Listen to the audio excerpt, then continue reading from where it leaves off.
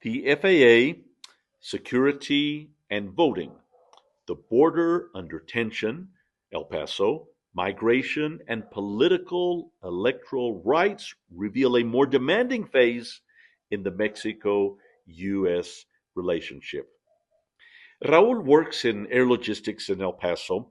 So, when the Federal Aviation Administration issued an extraordinary restriction over the airspace in the border region, he didn't need lengthy explanations to understand that something serious was happening. It wasn't a simple administrative adjustment, it was a measure issued under the argument of special security reasons, which means the authority considered there was sufficient risk to limit civilian operations in a strategic zone along the U.S. Mexico border. Hours later, the restriction was lifted, and authorities assured there was no active threat to commercial aviation. But in cities like El Paso, the effect had already been felt. On the border, an aviation decision doesn't stay in the control tower. It impacts commerce, contracts, delivery times, and trust. And when the word used is security, the effect stops being operational and enters political territory. The FAA's measure doesn't happen in isolation. It fits into the context where the debate over migration and border security is once again taking center stage in the U.S. There's talks of organized crime, territorial control, and strategic priorities. The Department of Defense has placed Latin America and Mexico within its hemispheric security framework. That change in tone doesn't mean rupture, but it does indicate that the bilateral relationship is going through a more demanding phase, let us say. When the security agenda escalates, public perception also changes. And that perception influences political decisions, campaigns, and the climate of cooperation between Mexico and the U.S. The other border, the vote abroad. Let's talk about that. This week at the mexicoenlapiel.org forum, we spoke with Efrain Jimenez. He's the coordinator of COLEFOM, the Coalition of Mexican Migrant Federations and Organizations. It is a citizen space, let's say, that brings together many organizations of Mexicans abroad and promotes broader and more effective political participation. In their position on electoral reform in Mexico, Colefon proposes going beyond voting and establishing congressional seats and Senate positions elected directly by the Mexican diaspora with a structural and not transitory character.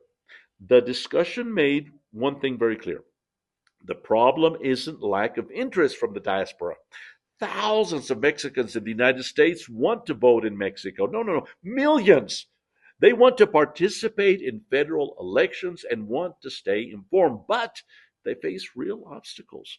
Registration processes that can be complex, information that doesn't always arrive, poorly publicized deadlines, and limitations preventing candidates also from presenting their proposals outside of Mexico. It's not apathy, it's institutional design. Raul votes in local elections in Texas. He pays taxes. He sends remittances. He follows the political debate in both countries. But when operational rules change at the border or bilateral security strategy is redefined, his ability to influence Mexican politics is limited. And there's the contradiction.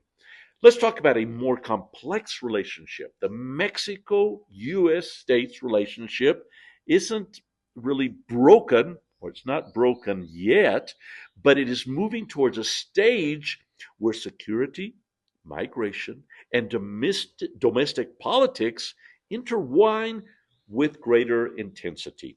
Decisions about airspace in El Paso, Texas, the hardening of migration discourse, the inclusion of Latin America and Mexico in the Department of Defense's strategic framework, and high-level bilateral conversations are all happening in parallel.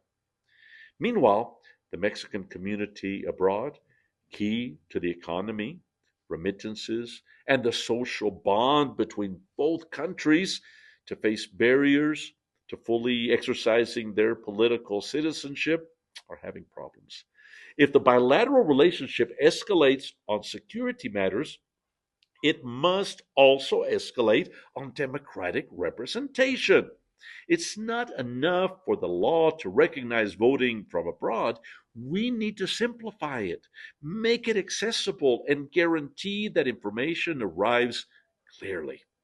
We need to allow political debate to cross the border with the same force that security concerns cross it, because the border isn't just territory or infrastructure, it's community, it's economy, and it's citizenship. If millions of Mexicans live, work, and maintain a binational relationship every day, their voice cannot continue to be secondary when that relationship enters tension. Without full representation, the border will continue to be a space where decisions are made about people who don't always participate in them. That's the challenge ahead. Please, I invite you to read my full article in El Sol de Mexico and join us, please, in mexicoenlapiel.org.